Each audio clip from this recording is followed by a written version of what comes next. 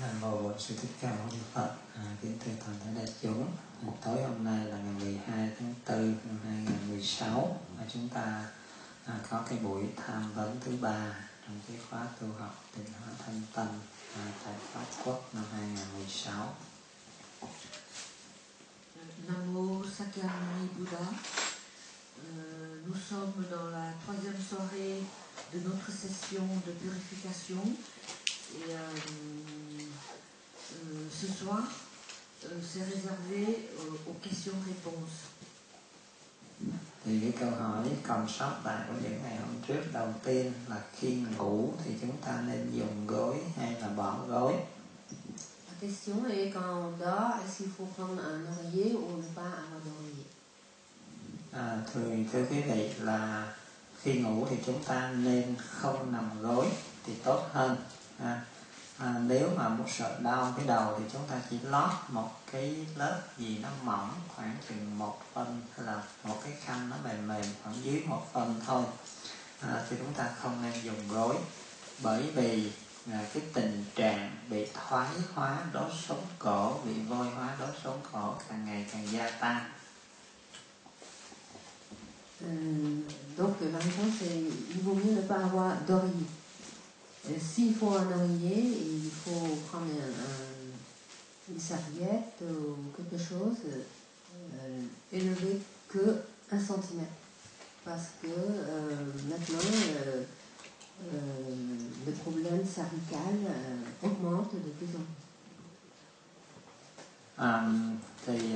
Chúng ta sẽ phân tích thêm về cái vấn đề đó. Nhưng mà một cái vấn đề nữa tức là chúng ta biết rằng khi mà chúng ta nằm cái đầu nó thấp bao nhiêu thì cái máu nó sẽ được dồn về đầu nhiều, tức là cái sự lưu chuyển của máu cũng như oxy nó nhiều, thành ra chúng ta sẽ cảm thấy nó khỏe hơn, nó nhẹ hơn cho cái hệ tuần hoàn của mình và cũng như nó tốt đẹp cho cái hệ thần kinh và não bộ của mình. Còn khi mà mình nằm gối cao thì nó sẽ giảm cái tác dụng. Il y a une deuxième chose, c'est que quand la tête est bas, le sang circule mieux. Donc c'est plus favorable pour le système cérébral et pour toute la circulation. Thì cái tình trạng mà bị thoái hóa đốt sống cổ hay là vôi hóa đốt sống cổ nó do hai cái nguyên nhân. Cái nguyên nhân thứ nhất là chúng ta biết rằng càng ngày mình càng có cái xu hướng là ngồi dựa ra đằng sau. Thành ra khi mình ngồi mình dựa cái lưng ra đằng sau như vậy á, thì để cân bằng lại thì tự nhiên cái đầu của mình nó sẽ phải chúi về phía trước. Thì khi nó chúi đầu về phía trước như vậy thì nó cũng giống y chang như là lúc mình nằm ngủ và mình kê gối. Và cái thứ hai nữa là chúng ta biết rằng khi chúng ta làm việc thì chúng ta thường là phải nhìn xuống, có cái xu hướng là nhìn xuống hơn nhìn lên. Thành ra chính vì vậy cái đốt sống cổ của chúng ta nó bị vôi hóa, bị thoái hóa do cái cách chúng ta ngồi, chúng ta dựa, do cách ngồi làm việc và do ngủ gối cao. Donc ce qu'on a dit tout à l'heure, si on prend un oreiller, on risque la calcification des vertèbres cervicales et cette maladie est à 3 parties. C'est donc quand on dort, on a l'habitude de prendre des oreillers épais et ça bloque les cervicales dans une position et quand on s'adosse, on a l'habitude de s'adosser derrière. Et quand on s'adosse, on doit relever la tête devant pour compenser. Et on garde la même attitude, la tête en avant. Et quand on travaille, souvent, on est dans la même position, la tête en avant. Donc cette position répétée favorise la calcification. Rồi cái câu hỏi kế tiếp là thưa thầy, cây lược vàng là cây thuốc như thế nào và uống làm sao để chữa bệnh gì? Thì thưa quý vị, cái cây lược vàng là cái cây người ta bán rất nhiều hiện nay ở trong các cái chỗ ươm cây hay là người ta làm kiểng. Và cái cây này nó rất là dễ trồng, nó cần có ánh nắng nhiều và có nước nhiều.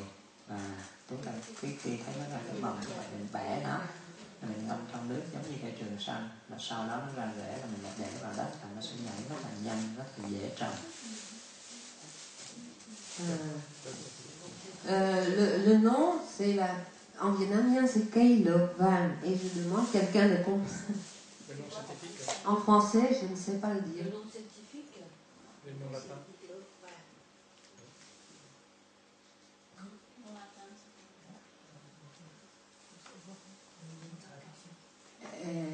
Est-ce qu'on peut avoir le...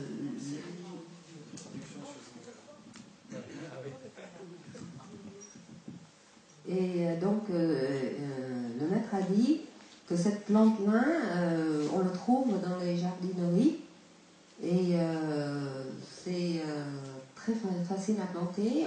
Il suffit de casser le bout de la branche, de le mettre dans l'eau, qu'il fait des racines, on le met en terre. Il y a du soleil et de l'eau, ça suffit pour qu'il pousse très bien.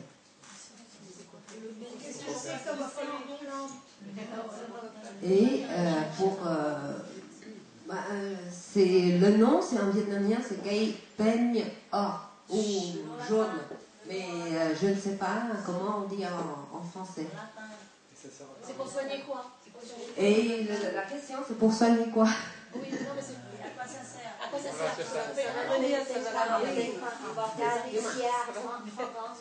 À Galicia. Où ça? Galicia Frangrand. Galicia Frangrand. Le nom scientifique, c'est Galicia Frangrand. Rồi thì quý vị ở trong cái tài liệu á, trong cái tài liệu mà thì có chỉ rất là kỹ nhiều cách nhai sống có, giả lấy nước uống được, ngâm rượu được, vân vân. Tức là quý vị đọc trong cái tài liệu á, tức là trên cái mặt trống chánh niệm thì chúng tôi chỉ cho cái cách sử dụng như thế nào và liều lượng sử dụng như thế nào thì trong đó có. Cái này nó sử dụng để phòng và trị bệnh nha, tức là cả phòng và cả trị bệnh. Donc la façon de l'utiliser comme médicament, c'est on peut manger cru, on peut extraire le jus et on peut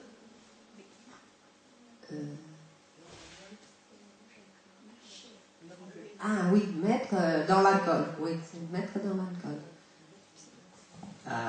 Cái câu thứ ba là súc miệng. Et pardon, et pour guérir, il peut guérir, mais il sert de protection aussi, de prévention. Mais quel genre de maladie? De quoi? Như vậy đó, tức là nó Beaucoup de maladies, c'est un renforcement de la santé. En fait, vous pouvez trouver le détail sur son site. Donc il va falloir noter son site et chercher parce que c'est vrai que c'est très long à développer et c'est une plante qui maintenant est assez courante au Vietnam. Je ne sais pas si en France on l'utilise, ici aussi. En tout cas, c'est une plante très facile à multiplier. Donc, pour voir les préventions et les guérisons que procure cette plante, vous pouvez aller sur son site. Tức là nó trị vừa kháng viêm, tức là nó có thể trị tất cả những bệnh viêm nhiễm, dị ứng, thậm chí như cái bệnh ung thư. Thì là sử dụng nó là tại vì nó có khả năng kháng viêm và tăng cường cái sức đề kháng, vân vân. Il peut augmenter les défenses immunitaires contre les inflammations et une troisième contre le cancer aussi. Voilà. Et l'allergie aussi, c'est une grande... Cái này trị nhiều bệnh lắm. Rồi cái câu hỏi kế tiếp là súc miệng bằng dầu mè tốt như thế nào, xin thầy chỉ dẫn.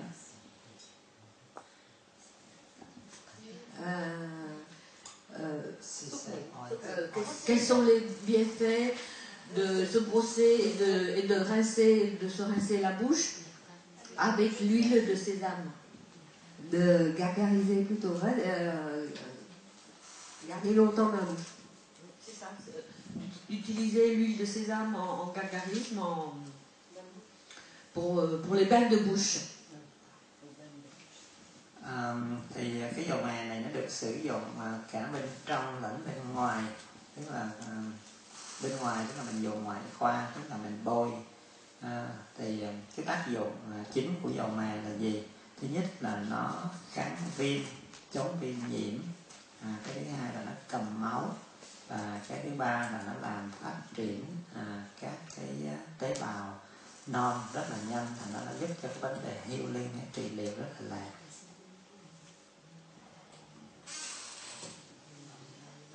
Dầu mè có l'huile de sésame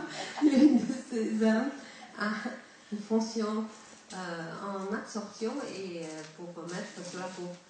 Et donc en absorption, on peut l'utiliser en usage interne et externe. Oui, et en usage externe, je crois qu'il traite les inflammations. Oui. Et il aide les jeunes cellules à se développer rapidement. Donc il arrête aussi les hémorragies, je crois, au niveau gencive. Et donc il sert de la hémorragie, donc il sert à la cicatrisation. Et je crois qu'il a un certain pouvoir antibiotique aussi. Thành ra chúng ta có thể l'huile de sésame vierge, pression à froid, on précise. On tient à préciser, c'est pas l'huile de sésame grillée qu'on mange normalement. Thành ra chúng ta có thể sử dụng dầu mè, cái thủ thuật nhai dầu mè cho tất cả những cái bệnh viêm nhiễm đường miệng, tức là bị sâu răng, nhức răng, bị nha chu, thậm chí như bị viêm họng hạp, nói chung là tất cả những cái bệnh viêm nhiễm của đường miệng, đường hô hấp trên đều có thể sử dụng dầu mè được hết. Vu les propriétés de l'huile de sésame que nous venons d'énumérer, anti-inflammatoire, antibiotique, anti-hémorragique, aide au développement et au mûrissement des jeunes cellules, de la bouche, des gencives. Du coup, on peut utiliser pour toutes les pathologies au niveau de la bouche et au niveau de la gorge. Donc, và nếu chúng ta muốn có cái tác dụng sâu hơn thì mình phải nhai, mình phải nhai giống như cái thực tập nhai nước, chứ không phải là mình chỉ bỏ trong miệng mình ngậm và mình súc không thôi. Et aussi, il traite les problèmes de caries et de douleurs dentaires. Et son utilisation, c'est comme pour l'aliment que nous venons pour... il faut mastiquer les liquides, comme nous venons de voir précédemment, c'est-à-dire qu'il faut garder l'huile de sésame longtemps dans la bouche. Je crois qu'il est préconisé 30 minutes et de mâcher pendant ces 30 minutes pour que l'huile de sésame agisse sur les différentes parties de la bouche, et aussi pour que l'huile de sésame informe le système nerveux central. Rồi cái cách sử dụng thứ hai là cho khi mà chúng ta bị viêm nhiễm cái hệ thống đường ống ở dưới, tức là khi chúng ta bị viêm thực quản, hay là bị xuất huyết dạ dày, bị viêm đường ruột, hay là thậm chí chúng ta bị những khối u ở trong ruột già, bị trĩ nội hay trĩ ngoại, bị táo bón, thì chúng ta cũng có thể sử dụng dầu mè đó mà chúng ta uống lúc bụng đói, và chúng ta nếu mà bị trĩ ngoại thì ngoài cái việc uống thì mình có thể là thoa thêm ở dưới, tức là bỏ vào lòng bàn tay và lấy cái ngón tay trỏ của mình thấm cho nó ướt hết, và mình bôi từ ở dưới hậu môn lên khoảng 2 phân. Donc vous voyez que l'huile de sésame a une multiple de fonctions, puisqu'on peut le consommer et on peut aussi l'utiliser en usage externe. Un exemple, quand on a des pathologies au niveau œsophage, estomac, tube digestif, gros intestin, côlon. On peut boire l'huile de sésame, mais boire un liquide, maintenant vous le savez comment on boit un liquide. Hein. Et on peut aussi l'utiliser en usage externe pour les hémorroïdes. C'est-à-dire on utilise une certaine quantité d'huile de sésame et on masse l'extérieur et on peut aussi introduire à l'intérieur, au niveau de l'anus.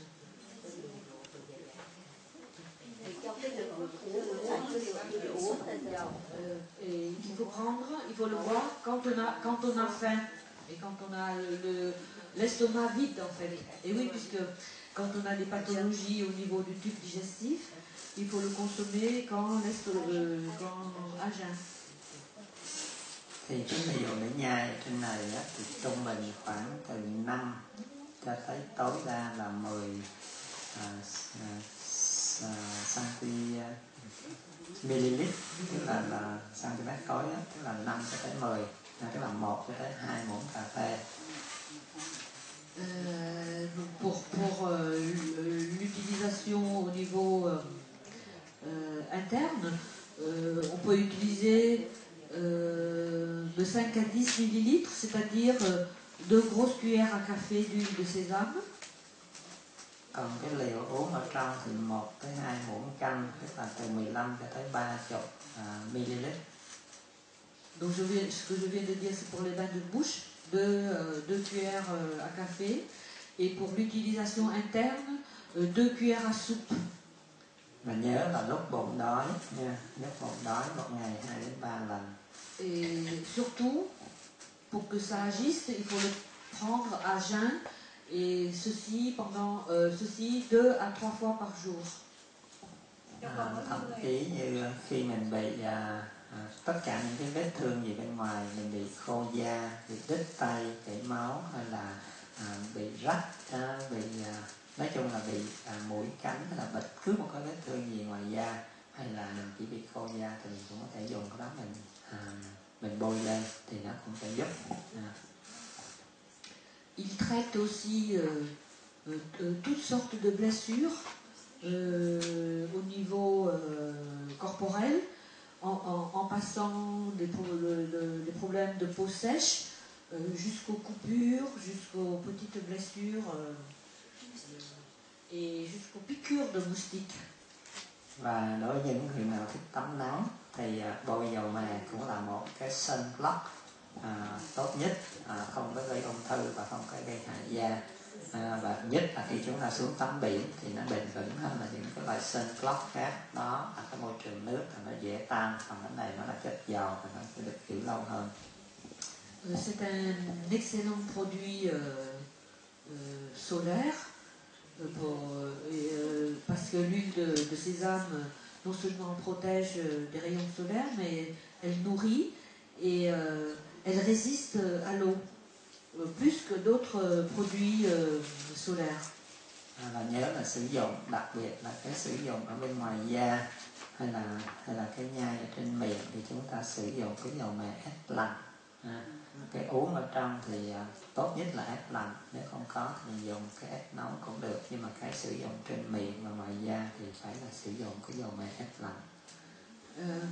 Il faut surtout utiliser l'huile de sésame obtenue par l'extraction, par la pression à froid. Surtout c'est important pour la bouche et pour les problèmes dermatologiques. Après, bon, pour l'utilisation interne, on peut utiliser les huiles de sésame à pression à chaud, mais pour la peau et la bouche, retenez qu'il faut utiliser l'huile de sésame de première pression à froid. Rồi, câu hỏi kế tiếp. Thầy, cái hỏi, cái uống dầu mè đó thầy là uống trong vòng bao nhiêu ngày? Cái đó là khi nào mà mình bị táo bón, hay là khi nào mà mình bị trĩ nội hay trĩ ngoại thì mình sử dụng, đến khi nào mình thấy thì thôi. La question c'est pour l'utilisation interne, combien de temps on l'utilise?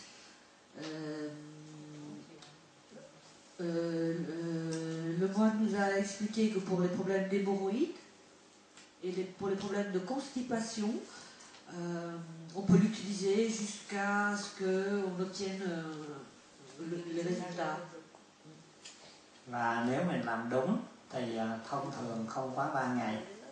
Thông thường không quá 3 ngày, kể cả những người bị thủy nội và thủy ngoại, xuất huyết thì mình đi cầu, hay là những người bị táo bón, kinh niên. Mà nếu mình làm đúng cách, tức là mình uống vào lúc bụng đói, sau đó mình uống nước nóng nhiều, rồi mình tập thể dục, hay là mình phải thay đổi chế độ ăn uống, chế độ làm việc, đừng có ngồi nhiều quá, đừng có đứng nhiều quá, vân vân, thì không quá 3 ngày thì nó sẽ giải quyết cái bệnh của mình. Si nous l'utilisons à bon escient, c'est-à-dire à jeun, si nous l'utilisons en buvant de l'eau chaude, en faisant des exercices, le traitement, on obtient...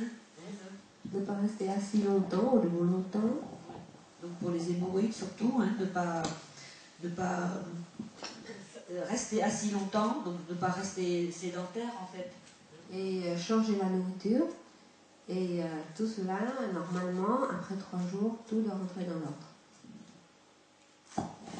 Rồi cái câu hỏi kế tiếp là yêu thương dính mắt hay cáu giận, hay cáu giận nói nhiều ham muốn thì điểm số nào?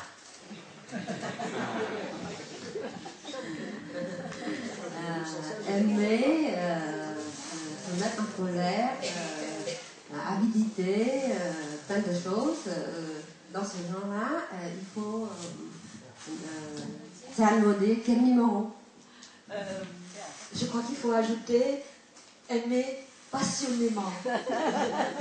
Parce que aimer tout court, c'est de l'amour avec un grand A, normalement, il n'y a pas de souci. Niệm không không không chấm không không không. Oui. Alors, le numéro à psalmodier, c'est... On va dire... Niệm số mà tại tiếng Việt nó không có, mà tiếng Anh cái zero, cái tiếng Việt nó có chữ zero, tiếng Việt là số 0. Zero, zero, zero. Wow, zero, zero. Donc il n'y a pas de blague. C'est 0, 0, 0, point, 0, 0, 0. Mais si on le dit en français, on le comprend mieux. Si c'est traduit en français 0, 0, 0, point 0, 0, 0, on comprend mieux. Mais si on dit en vietnamien không, không, không, chấm, không, không, không, ça veut dire ne pas, ne pas, ne pas, point, point, non, non, non.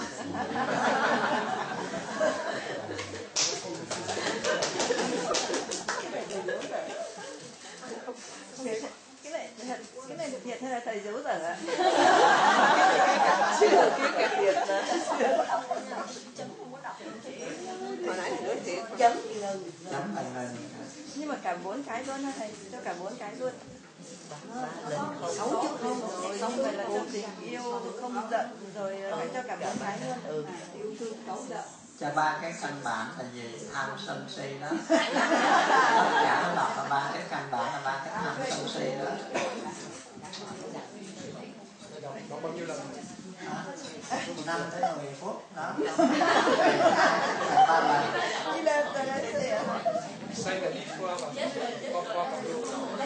La question c'est est-ce que c'est vrai ou est-ce que c'est inventé? Ou est-ce qu'il vient juste de l'inventer la réponse? Dạ, thưa thầy có câu hỏi là Có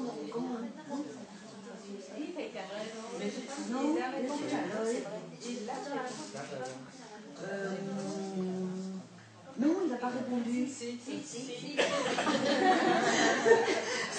parce que il a répondu et elle a dit il y a 3-4 mots dans la question. Et non, mais il y a 4 autres choses. Si on rajoute l'autre, est-ce qu'il y a un autre numéro? Et le maître a dit, tout se résume en avidité, colère et ignorance. C'est ce qu'a dit Bouddha. Donc, ce sera toujours le même nom. Si, la ignorance. Non, la ignorance. Oui. Si c'est illusion au lieu de ignorance, je rectifie, le bon mot c'est illusion. Donc, pour résumer, on a trop rigolé, on n'a rien entendu. Je me le répète pour moi. Donc, pour combattre l'avidité, donc ça veut dire pour combattre le désir, pour combattre la colère et la haine, et pour combattre l'illusion, il faut psalmodier pendant au moins 10 minutes. 0, 0, 0, point, une pause, et encore 0, 0, 0. Donc pour les Français c'est clair, pour les Européens c'est clair, pour les Vietnamiens c'est à vous d'interpréter. Rồi, câu hỏi kế tiếp. Một người cơ thể, một người có thể chất khỏe mạnh, nhưng sau nhiều năm ngồi làm việc dưới sức thổi trực tiếp của máy lạnh, cơ thể bị suy yếu và rất dễ bị cảm lạnh. Chỉ cần đứng nơi lạnh chừng vài phút là bị bệnh ngay. Cần phải làm gì để cơ thể có sức đề kháng trở lại? Après plusieurs années de travail dans une ambiance rafraîchie par la climatisation, surtout parce que la climatisation, il faut préciser que fraîche, froide, l'organisme a perdu tout son yang, a perdu tout son yang ou sa chaleur. Et du coup, il y a une baisse au niveau immunitaire, c'est ça? Et comment faire pour retrouver son taux, son équilibre énergétique d'antan? Thì quý vị biết rằng chỉ cần làm việc trong môi trường máy lạnh không thôi, không phải trực tiếp, tức là chúng ta chỉ ngồi trong cái phòng máy lạnh không thôi, thì chúng ta cũng đủ bị ảnh hưởng cái từ trường âm của nó. Huống chi là ngày nay chúng ta ở trong cái môi trường máy lạnh và chúng ta cần làm việc với tất cả những cái thiết bị điện toán, tức là những cái thiết bị điện tử rất nhiều, thành ra chúng ta bị mất đi cái dương điện tử nha, là chúng ta bị mất đi cái dương khí rất nhiều. Đó, chúng ta bị mất đi cái dương khí rất nhiều, và đó là lý do tại sao chúng ta dễ bị cảm lạnh hay là dễ bị hấp thụ những cái chất độc, là tại vì trong con người chúng ta lúc đó là cái chất âm, chất độc, cái từ trường âm nó chiếm đại đa số. Thành ra khi chúng ta ăn thực phẩm, khi chúng ta ra môi trường, nó có theo cái nguyên tắc của lực hấp dẫn và nó chiêu cảm, nó hấp thụ những cái chất âm, chất độc đó. Donc même si on n'est pas exposé directement aux sources de froid, si on reste dans une chambre climatisée, c'est un milieu yin, voilà, très yin. Et puis avec l'informatique, c'est une source de rayonnement. Le yang diminue et on est sensible au froid et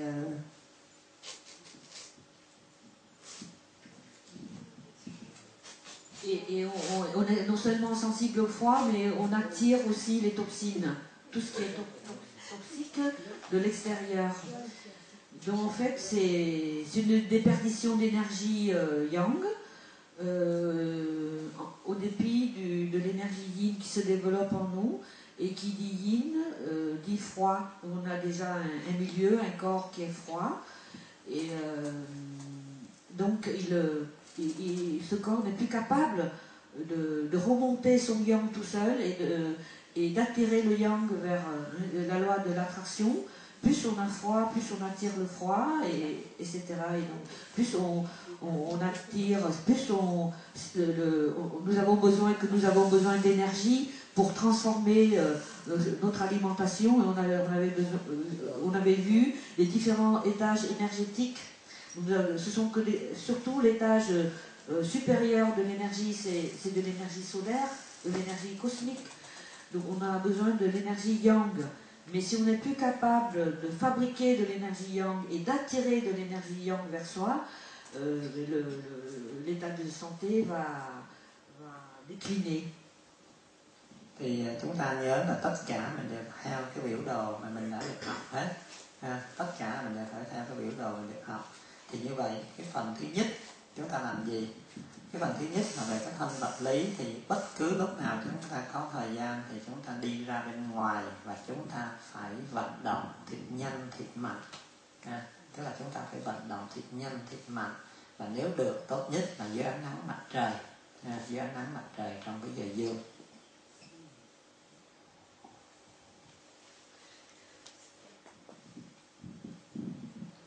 Donc pour ce problème de trop de yin, le corps a besoin, du coup il faut aller à l'extérieur et bouger, faire des exercices physiques rapides et forts, intenses, et voilà. Et surtout le soleil. Ouais. Faire des exercices sous le soleil. Và cái phần thứ hai là cái phần nuôi dưỡng.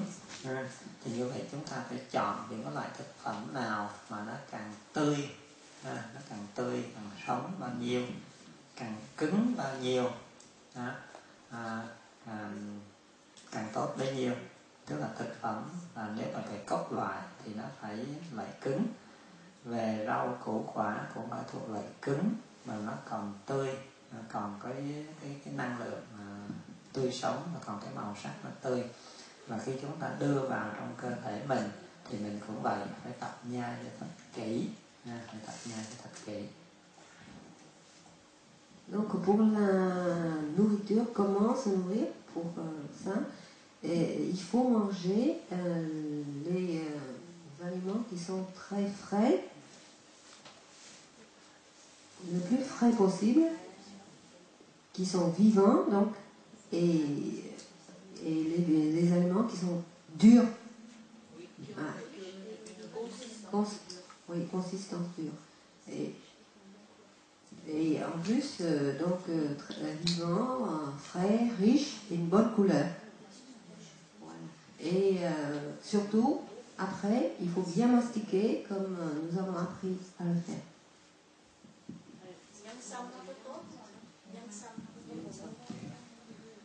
Sâm thì mình không nên sử dụng nhiều, là tại vì những cái đó là những cái mình sử dụng để cấp cứu thôi, chứ mình không thể sử dụng liên tục và lâu dài.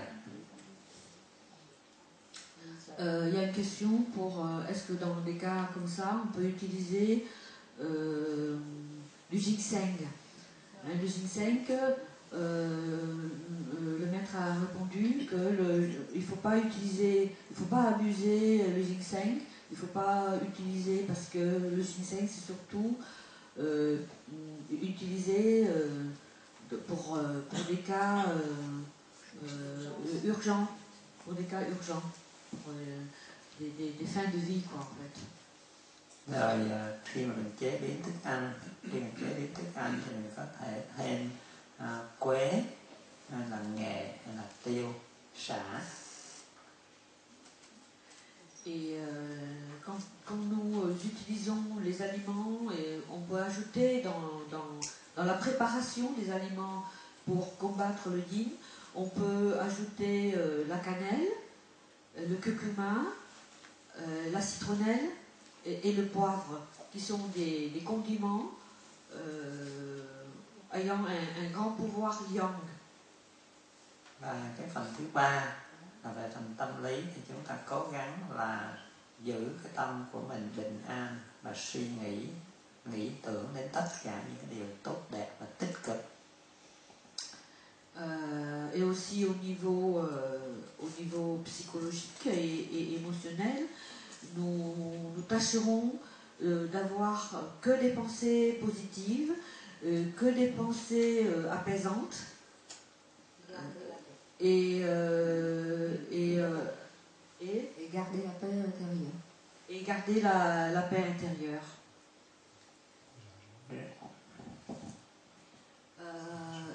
Thưa thầy hỏi là mình không bỏ thêm gừng ạ. Gừng thì nó chỉ là một cái trung tính thôi, chứ nó không có dương lắm nha. Tức là dương nó thuộc trung tính là nó phải đẩy lên, nó phải đẩy xuống. Còn nếu mà mình muốn thiệt là dương thì chỉ có quế, sả và tiêu là mạnh hơn. En fait, le gingembre a une saveur piquante, certes, mais sa saveur, c'est-à-dire le caractère qui permet à l'aliment d'aller chauffer le corps, sa saveur, c'est une saveur, la température qu'il dégage dans le corps, c'est tiède, c'est pas chaud. C'est différent du curcuma, de la citronnelle et du poivre et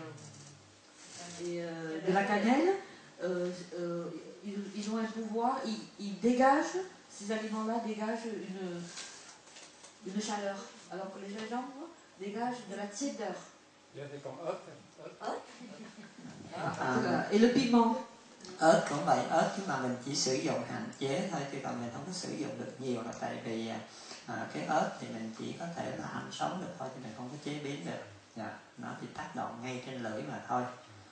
Còn cái sả, quế hay là bột nghệ thì nó đi vào trong cái hệ tiêu hóa của mình và nó phát triển, nó thẩm thấu đến tất cả các cơ quan nội tạng luôn.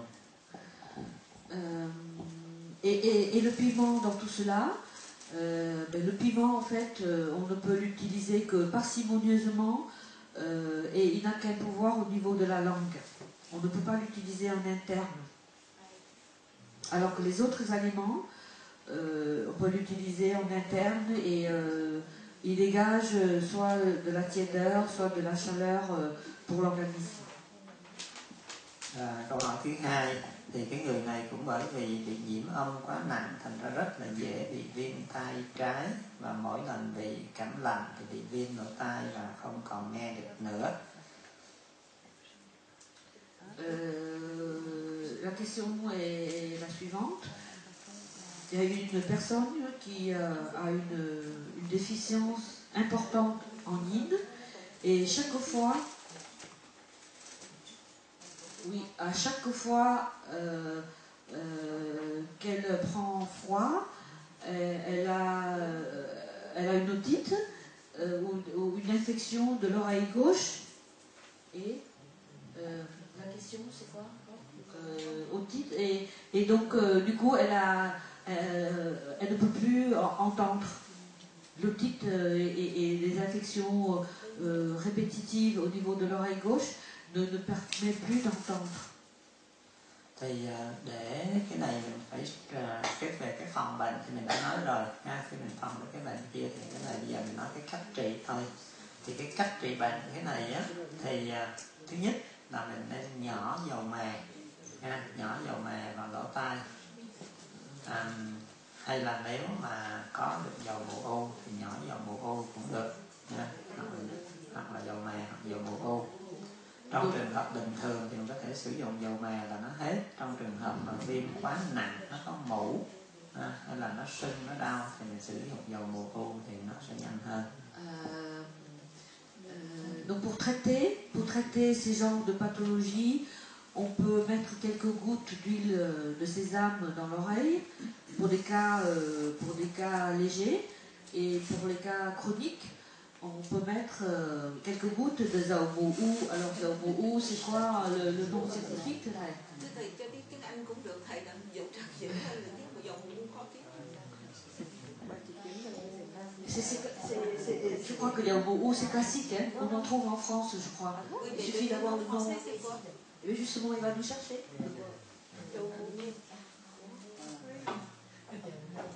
C'est très classique, il me semble. Calophyllum. La calophyllum, inophyllum. Ouais. Oui, la calophile, donc c'est classique, je crois. C'est A-U, H-Y. Calophile. C-A-L-O-P-H-Y-2-L-E. La calophile, l'huile de calophile.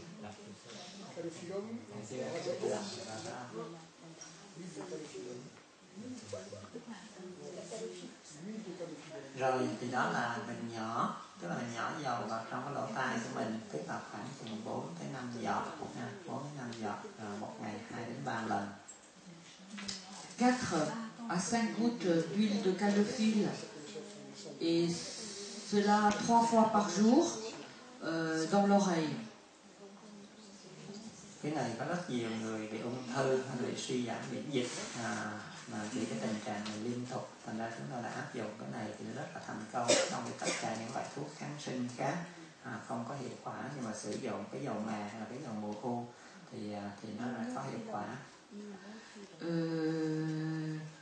Nous avons déjà eu à traiter des cas d'infection assez graves ou des cas de cancer avec l'huile de sésame ou l'huile de calophile.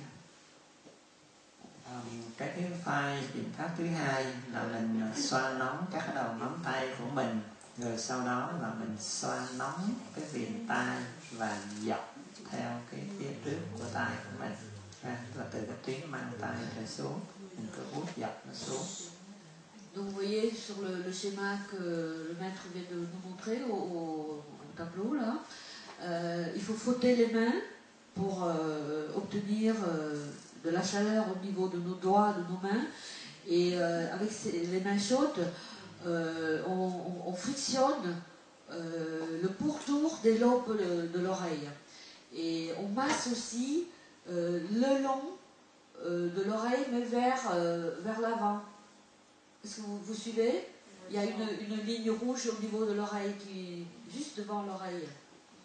Il y a un petit creux là, le long du devant de l'oreille.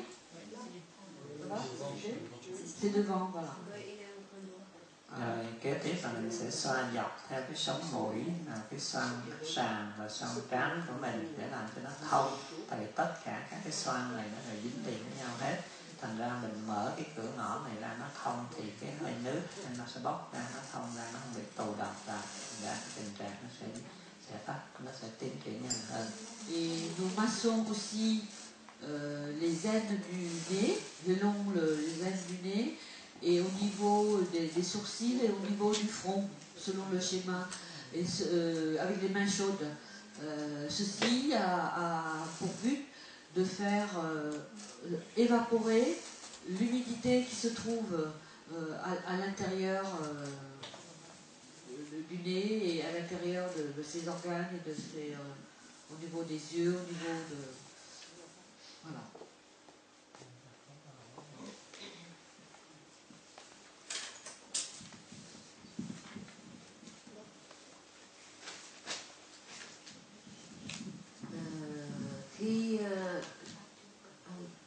Quelle action, l'alimentation et autres peut-on effectuer pour calmer les règles douloureuses? Quel est son rapport avec le système digestif? Je pose la question au maître. Khi bị đau đường kinh thì làm sao để trị, ăn cách gì để trị, và cái gì có liên hệ tới bao tử không? Khi mà bị dĩ nhiên bây giờ mình sẽ có hai cách, tức là cách giải quyết trước mắt tạm thời và cách giải quyết tận gốc của nó. Thì cái cách giải quyết trước mắt tạm thời là khi nào mình đau như vậy là mình sẽ xoa bấm cái vùng môi trên, cái vùng môi trên và cái vùng cằm của mình. Il y a deux façons de traiter dans l'urgence et pour après le temps. Dans l'urgence, il faut masser et appuyer au milieu de la lèvre supérieure. Et il faut masser sur la partie supérieure de la lèvre supérieure. Đó, tức là bấm cái vùng môi trên, cái vùng cằm et aussi donc, la région du menton. Que vous voyez le point que le maître thì a chúng ta désigné. phải dùng cái tay của mình hay là cái đầu cái viết hay đầu đũa cái gì cũng được nha, mình sao bóp cái vùng đó.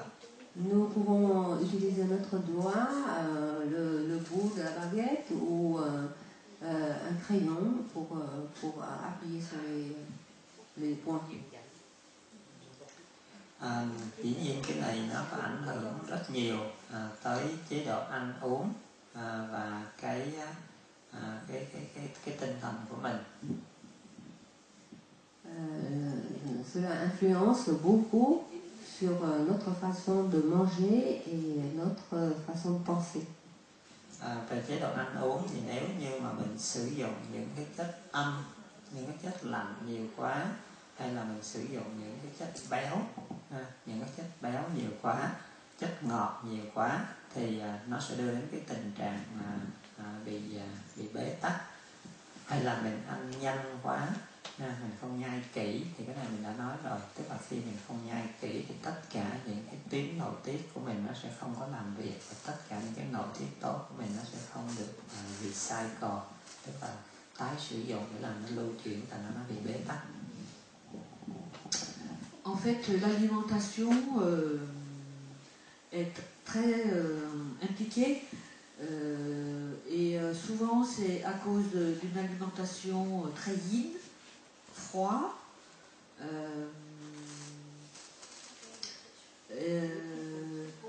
trop de féculents et trop de lipides et de sucre aussi, trop de féculents, de sucre, de lipides et pas de lipides.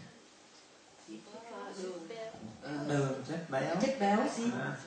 Donc trop de féculents, trop de lipides et trop de sucre. Et donc une alimentation trop yin, trop froide, comportant beaucoup de lipides, de glucides et de féculents. Et qui manque de mastication.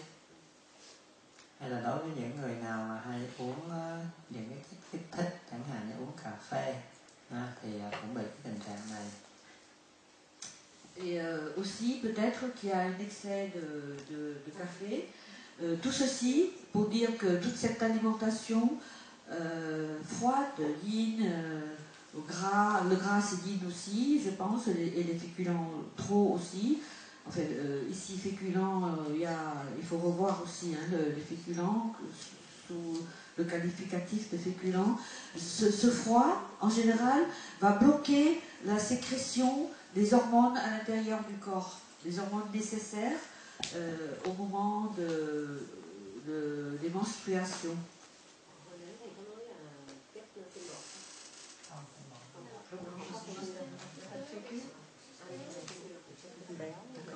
Donc, je rectifie, il n'y a pas de féculents, donc on peut manger les féculents, puisque normalement les féculents, c'est vrai, entrent dans l'alimentation pour 65%, si les mémoires sont bonnes.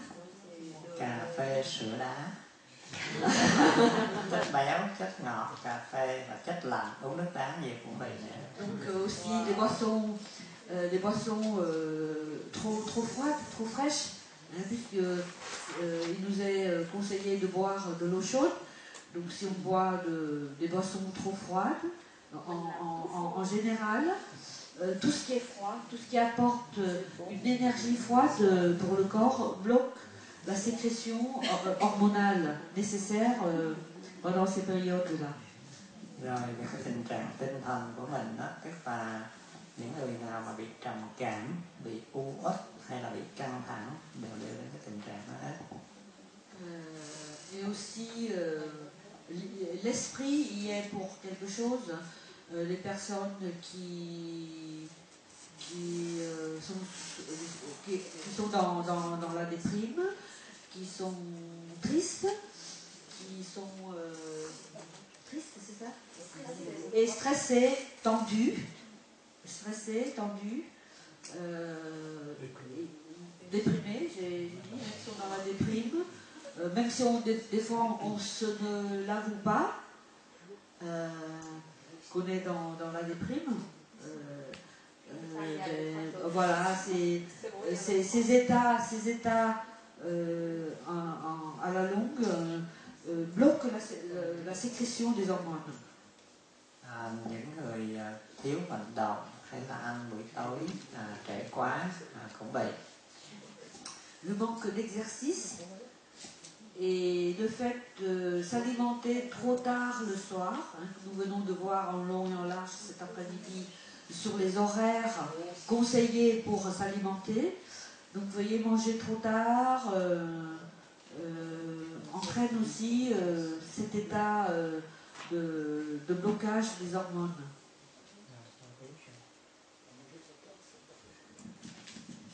Deuxième question. D'après le schéma énergétique, donc il y a des heures où certains organes travaillent et on voudrait savoir qu'est-ce qui fait